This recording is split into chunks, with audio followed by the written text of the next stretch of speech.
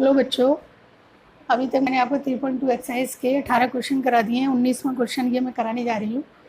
और ये क्वेश्चन क्या है, शॉर्ट में आपको बता देती हूँ। एक व्यापारिक संघ है जिसके पास 30,000 रुपये हैं। वो 30,000 रुपये को दो प्रकार के बॉन्डों में इस प्रकार बांटना चाहता है कि पहले बॉन्ड पर उसको 5% का इंटरेस्ट मिले और दूसरे बॉन्ड पर 7% का मिले। तो वो कह रहा है इन बॉन्डों को किस प्रकार बांटे वो कि साल के अंत में उसको 1800 रुपये का ब्याज मिले। तो हमने क्या किया, 30,000 को हमने दो बॉन्ड में बांटा। पहले बॉन्ड पर एक्स माना, दूसरे को 30,000 माइनस एक्स माना। पहले बॉन्ड पर उसे 5% का इंटरेस्ट मिलता है, दूसरे पे 7% का। सिंपल मेथड से निकालें तो एक्स का 5% प्लस 30,000 माइनस एक्स का 7% बराबर 1800। सीधा सीधा सवाल है, लेकिन वो आव्यू मेथड से, मैट्रिक्स मेथड से कह रहा है। तो हम क्या करेंगे, 5% का मतलब क्या हो गया, 5/100। ये बराबर कितना हो जाएगा, 0.05। 7% का मतलब हो गया 7/100 यानी 0.07। तो ये हमारा अमाउंट है, ये हमारा इंटरेस्ट है, रेट ऑफ इंटरेस्ट है। तो अमाउंट को, यानी जब वो कह रहा है टोटल उसको साल के अंत में 1800 रुपये मिले, तो ये क्या 1/1 की मैट्रिक्स होगी हमारी। तो 1/1 की मैट्रिक्स निकालने के लिए हमें क्या करना पड़ेगा, एक तो 1/2 लेनी पड़ेगी हमें और एक 2/1 की मैट्रिक्स लेनी पड़ेगी। सपोज कर लें जो हमने इसको बांटा है अमाउंट को, इसको हम 2/1 की ले लेते हैं। तो एक्स और 30,000 माइनस एक्स, एक हमने तो ये ले ली हमने, और रेट की हमने ले ली 0.05 और 0.07। तो ये कितनी की हो गई, 1/2 की, और ये 2/1 की। जब 1/2 2/1 की लेंगे तब 1/1 की मैट्रिक्स मिलेगी, जो कि हमें 1800 रुपये साल के एंड में जो मिलना है वो ए की 1/1 की होगी हमारी। तो हम क्या करेंगे, ए आर बराबर 1800। तो ए कितना है मेरा, एक्स और 30,000 माइनस एक्स। तो एक तो मेरी ये हो गई मैट्रिक्स 30,000 माइनस एक्स, और दूसरी हो गई मेरी 0.05 0.07। तो देखिए ये हो गई 1/2 की और ये होगी 2/1 की। तो मैट्रिक्स मल्टीप्लिकेशन संभव है हमारा। और ये कितना कह रहा है वो, उसको साल के एंड में 1800 रुपये का इंटरेस्ट मिले। तो एक ही रो है हमारी, एक ही कॉलम है, तो सीधा करेंगे x इंटू 0.05 प्लस, इसको ब्रैकेट के अंदर लिख लीजिए, 30,000 माइनस एक्स इंटू 0.07, और ये बराबर है 1800 रुपये। अब ये 1/1 की मिलेगी हमें, तो 0.05x हो गया ये, प्लस ये हो जाएगा, सॉरी हाँ 30,000 माइनस एक्स, ये हो जाएगा 7×21 हो जाएगा, और 4.123 2 के बाद डेसिमल आएगा यानी 2100 हो जाएगा ये, और माइनस 0.07x हो जाएगा, ये बराबर 1800। अब इसमें से इसको घटाएंगे तो माइनस के 0.02x हो जाएगा, और इसको इधर ले जाएंगे तो 1800 माइनस 2100 ये हो जाएगा, माइनस के 0.02x बराबर हो जाएगा माइनस के 300। यानी इसमें से इसमें घटाएंगे तो ये माइनस माइनस प्लस हो गया।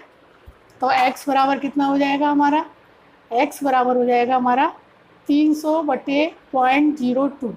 अब ये पॉइंट को हटाएंगे तो 100 की मल्टीप्लाई कर देंगे ऊपर, तो ये पॉइंट हट जाएगा हमारा 150 गुणा 100। तो ये कितना हो जाएगा, 15,000, यानी ये बराबर हो जाएगा ₹15,000। नहीं तो पहला बॉन्ड उसका 15,000 होगा, तो दूसरा बॉन्ड क्या हो जाएगा, ये पहला होगा, फर्स्ट पहला बॉन्ड। दूसरा क्या हो जाएगा, दूसरा हो जाएगा 30,000 माइनस एक्स बराबर जाएगा 30,000 माइनस 15,000। तो ये बराबर जाएगा ₹15,000।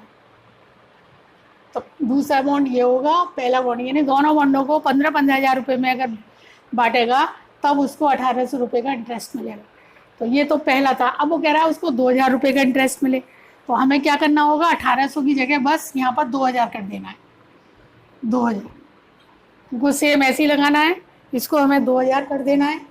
बस इसको हम 2,000 कर देते हैं यहाँ पर 2,000, और यहाँ भी 2,000 कर देते हैं हम।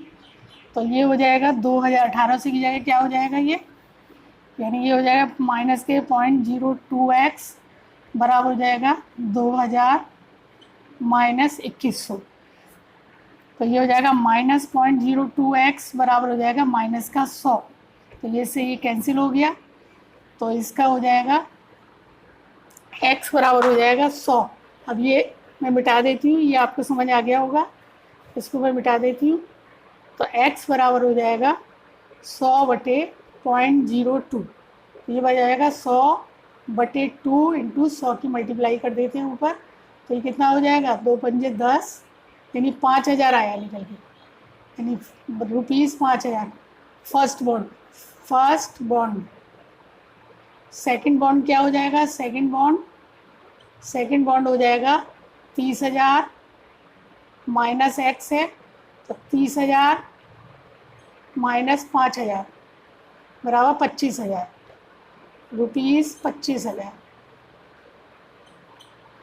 तो एक बॉन्ड ये हो गया हमारा, और एक अभी जो निकाला था उससे पहले 15,000 वाला एक वो हो गया, और एक इसका ये हो गया। तो बच्चों आशा है समझ में आया होगा। सीधा सीधा क्वेश्चन था हमारे पास। 30,000 रुपये थे किसी व्यापारिक संघ के पास, उसको 2 बॉन्डों में बांटना था, और वो पूछ रहा है कि कितने कितने रुपयों के बॉन्ड लें कि उसको साल के एंड में 1,800 रुपये मिले। तो हमने क्या किया, पहला बॉन्ड हमने x माना, दूसरा 30,000 माइनस x माना। वो कह रहा है साल के एंड में इस पर तो पहले बॉन्ड पर 5% मिलता है उसको ब्याज, दूसरे बॉन्ड पर 7% मिलता है। तो 5% का 5/100 0.05 हो गया, 7/100 0.07 हो गया। अब जब टोटल उसको 1,800 रुपये साल के एंड में ब्याज मिलता है, तो ये 1/1 की मैट्रिक्स होगी, क्योंकि वो मैट्रिक्स मेथड से निकलवा रहा है। तो एक को हम क्या करेंगे 1/2 लेंगे, एक को 2/1 लेंगे। तो मैंने इसको तो लिया है 1/2 और इसको लिया है 2/1, दोनों की मल्टीप्लाई करेंगे और टोटल ब्याज हमें 1,800 मिलता है। तो मल्टीप्लाई पहली रो है, पहला कॉलम है, निकालते हुए लिया है हम। तो निकालने में ये मैंने दूसरा पार्ट कर दिया है यहाँ पर 2,000 करके। पहले इससे मैंने पहले बताया था 2,000 वाला भी सेम उसी तरीके का है। तो आशा है बच्चों समझ में आया होगा। चलिए नेक्स्ट क्वेश्चन करते हैं।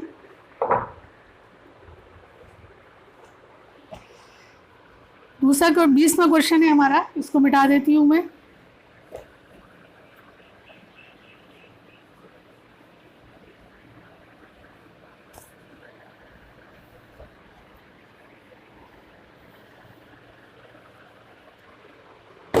क्वेश्चन 20 क्वेश्चन में वो कह रहा है कि किसी स्कूल की पुस्तक की दुकान में 10 दर्जन रसायन की, यानी 10 दर्जन है केमिस्ट्री की, और वो कह रहा है 8 दर्जन भौतिक विज्ञान की, 8 दर्जन है फिजिक्स की, और 10 दर्जन है इकोनॉमिक्स की। तो वो कह रहा है इन पुस्तकों का विक्रय मूल्य क्रमशः ₹8, यानी जो कॉस्ट है इनकी, कॉस्ट है ₹80, एक की है 60 और एक की है 40 प्रति पुस्तक, प्रति बुक। ये भी प्रति बुक है और ये भी प्रति बुक है, यानी एक पुस्तक की कीमत 80 रुपये है। तो वो एंड में कह रहा है कि वो कह रहा है कि सभी पुस्तकों को बेचने दुकान को कुल कितनी धनराशि प्राप्त होगी। तो कुल कितनी धनराशि टोटल होता है हमारा, तो 1/1 की मैट्रिक्स हमको लानी है। तो 10 दर्जन का मतलब क्या हो गया, 10 गुणा 12 यानी बराबर 120। ये कितना हो जाएगा 8 × 12 96, और ये हो जाएगा 10 × 12 बराबर 120, यानी टोटल बुक्स ये हो गई, इसकी 96 हो गई और इसकी टोटल हो गई हमारी 120। तो अब हमें क्या करना है, अगर हम बुक्स लेते हैं तो हमें 120, 96 और 120, अगर हम इसको लेते हैं 1/3 की, तो मैट्रिक्स मेथड से निकालेंगे तो इसको हम 86 और 40, इसको हम लेंगे, कितनी लेंगे 3/1 की। तो 1/1 की मैट्रिक्स प्राप्त होगी हमें। तो कुल कितना अमाउंट हमें प्राप्त होगा वो ये पूछ रहा है। तो अब निकालिए फर्स्ट रो फर्स्ट कॉलम, तो ये हो जाएगा 120 × 80 प्लस 96 × 60 प्लस 120 × 40। वैसे भी हम निकाल सकते हैं, 120 की 80 में गणना करेंगे, 96 की 60 में करेंगे, 120 की 40 में करेंगे, टोटल को जोड़ देंगे तो टोटल अमाउंट आ जाएगा। वही हमें मैट्रिक्स मेथड से निकालना, रो और कॉलम लेके। तो मल्टीप्लाई संभव है, 3 और 3 आ रहा है, 1/1 की मैट्रिक्स आएगी। तो कितना हो जाएगा 12 × 96, 9,600 हो जाएगा। ये 6 × 36, 5,760 हो जाएगा। और ये हो जाएगा 12 चौक 48, 4800। तो जोड़ दीजिए आप, तो 0 0 हो गया ये, और ये 6 आ गया, 8 और 7 15, 15 और 6 21 का 1, 9 और 2 11, 5 16 और 4 20, यानी ये आएगा उसको 20,160। इसका आंसर चेक कर लेते हैं कितना आ रहा है, 20,160। तो ये आंसर हो गया हमारा। बच्चों आया समझ में? वो कह रहा है 10 दर्जन केमिस्ट्री की बुक्स हैं, 8 दर्जन फिजिक्स की बुक्स हैं, 10 दर्जन इकोनॉमिक्स की बुक्स हैं। प्रत्येक बुक की कीमत है, वो दे रहा है हमें 80 रुपये एक किताब की कीमत है केमिस्ट्री की, फिजिक्स की 60 रुपये प्रति किताब की कीमत है, और 40 रुपये इकोनॉमिक्स की किताब की कीमत है।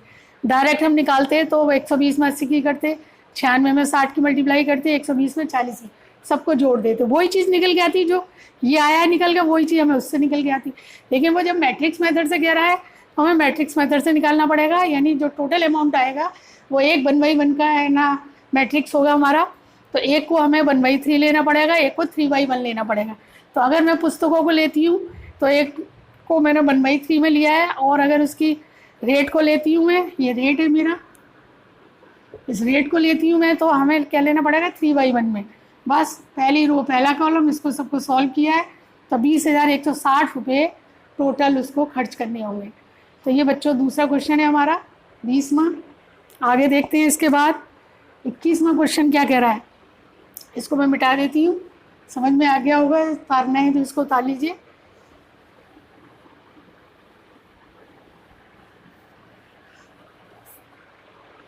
अब आता है क्वेश्चन 21। क्वेश्चन 21 में कह रहा है पी वाई प्लस डब्ल्यू वाई के परिभाषित होने के लिए एन के पी पर क्या प्रतिबंध होगा। नहीं, क्वेश्चन आ गया है हमारा, इसी क्वेश्चन का पार्ट है 20 का ही पार्ट है, मैंने ध्यान नहीं दिया, ये 20 का ही पार्ट है। वो कह रहा है मान लीजिए एक्स वाई जेड और डब्ल्यू ये दे रहा है वो, और पी भी है, डब्ल्यू और पी, इनका वो ऑर्डर दे रहा है, ऑर्डर दे रहा है। एक्स का ऑर्डर दे रहा है वो 2yn, वाई का ऑर्डर दे रहा है वो 3yk, जेड का ऑर्डर दे रहा है वो 2yp और 2yp, और इसका दे रहा है वो n/3, और p का दे रहा है वो p/k। ये ऑर्डर दे रहा है एक्स वाई जेड डब्ल्यू पी, ये कोई चीज़ है उनकी है, तो इनकी कोटि के जो मैट्रिक्स हैं एक तरह से मान लीजिए, इनके ऑर्डर ये दे रहा है वो 2/n, एक बार नोट कर लेते हैं, 2/n 3yk 2yp और n/3 p/k ये दे रखा है। तो वो कह रहा है कि 21 और 22 क्वेश्चन को हल कीजिए, यानी वो कह रहा है py प्लस wy परिभाषित होने के लिए एन के पी पर क्या प्रतिबंध होगा। अब इसमें एक वो दे रहा है हमें, सही हमें पता करना है, ए इक्वल टू दे रहा है k बराबर 3 और p बराबर n, बी दे रहा है वो हमें k स्वेच्छ अचर है और p बराबर 2, सी दे रहा है वो हमें p स्वेच्छाचार है और k बराबर 3, और d दे रहा है वो हमें k बराबर 2 और p बराबर 3। तो कह रहा है इनमें से कौन सा प्रतिबंध होगा, कौन सा हमें चेक करना है, कौन सा हमारा ऑर्डर होगा। अब पी वाई प्लस डब्ल्यू वाई, पी का ऑर्डर कितना है मेरा, मैंने यहाँ लिखा हुआ पी वाई के, और वाई का ऑर्डर कितना है मेरा 3y के प्लस डब्ल्यू का ऑर्डर कितना है मेरा n/3 और वाई का ऑर्डर कितना है मेरा 3yk। तो सबसे पहले हमें देखना है इन दोनों की मल्टीप्लाई है, इन दोनों की मल्टीप्लाई है। इन दोनों की मल्टीप्लाई में मैंने क्या बताया है कि ये कॉमन होना चाहिए, ये क्या होना चाहिए, कॉमन होना चाहिए। तो k इक्वल टू अगर 3 होगा तो इन दोनों की मल्टीप्लाई हो जाएगी। यहाँ पर ये तो कॉमन है, लेकिन ये मतलब ये तो कॉमन है, इनकी मल्टीप्लाई तो हो जाएगी, लेकिन जब हम इन दोनों को जोड़ेंगे तब हमें क्या होना चाहिए, जब ये 3/3 की मैट्रिक्स हो जाएगी, मल्टीप्लाई तो हो गया, तो हमें किसकी मैट्रिक्स आएगी निकल के n/k की आएगी। लेकिन n/k के आने के लिए मतलब क्या है, n बराबर k होना चाहिए या k बराबर n होना चाहिए। यानी क्या होना चाहिए हमें, n बराबर k होना चाहिए, तभी तो हम जोड़ सकते हैं इन दोनों को, यानी k बराबर 3 आ गया ये। और क्योंकि जब ये मल्टीप्लाई होगी तो हम मल्टीप्लाई जब ही कर सकते हैं जब ये दोनों कॉमन होंगे, तो k बराबर 3 होना चाहिए हमारा। यहाँ पर ये दोनों कॉमन तो हैं n k, तो ये n बाई के की हमें बचेगी। अब ये n बाई के की बचेगी और ये बचेगी हमें किसकी, p बाई के की, यानी ये तो बचेगी p बाई के की और ये बचेगी n बाई के की। ठीक है, तो जोड़ने के लिए हमें क्या करना होगा, या तो है ना p बराबर के, तो ठीक है p बराबर n के होना पड़ेगा, p बराबर n के, ये n बराबर p के। जब ये और ये बराबर होंगे तभी हम ऐड कर सकते हैं। ऐड में मैंने बताया है कि सेम ऑर्डर होना चाहिए, तो जब हम दोनों को ऐड करेंगे तो या तो ये इसके बराबर होना चाहिए, ये इसके बराबर होना चाहिए, तो हम इसको लिख सकते हैं p बराबर n। तो दो कंडीशन हो गई हमारे पास, एक तो k बराबर 3 हो गया, एक p बराबर n हो गया, तो हमारा फर्स्ट सही है। फिर समझ लीजिए पी वाई प्लस डब्ल्यू वाई का कह रहा है इनमें से कौन सा सही है हमारा। तो पी का हमने देखा, ये हमारा पी वाई के, वाई का 3 वाई के है, डब्ल्यू का n बाई 3 है, वाई का 3 वाई के है। तो सबसे पहली चीज़ इन दोनों की मल्टीप्लाई है, इन दोनों की मल्टीप्लाई के लिए हमें के और ये 3, तो ये अगर के 3 होगा तब तो मल्टीप्लाई हो सकती है क्योंकि सेम होना चाहिए। यहाँ पर ये सेम तो है, लेकिन अब n बाई के हमें बचेगा यहाँ से, और यहाँ से बचेगा हमारा क्या बचेगा, पी बाई के। तो हमें इन दोनों को ऐड करना है। अब ऐड करने के लिए हमें क्या करना पड़ेगा, दोनों के सेम ऑर्डर होने चाहिए। अब के तो है लेकिन ये पता नहीं सेम है या नहीं, तो इनको करने के लिए हमें क्या करना पड़ेगा, p बराबर n के होना पड़ेगा। अगर p बराबर n के है तब ये है ना दोनों को ऐड कर सकते हैं, अन्यथा नहीं। तो इसमें हम देखेंगे हमारा फर्स्ट सही है। तो ये चीज़ समझ में आ गई होगी बच्चों। अगला है इसका दूसरा पार्ट।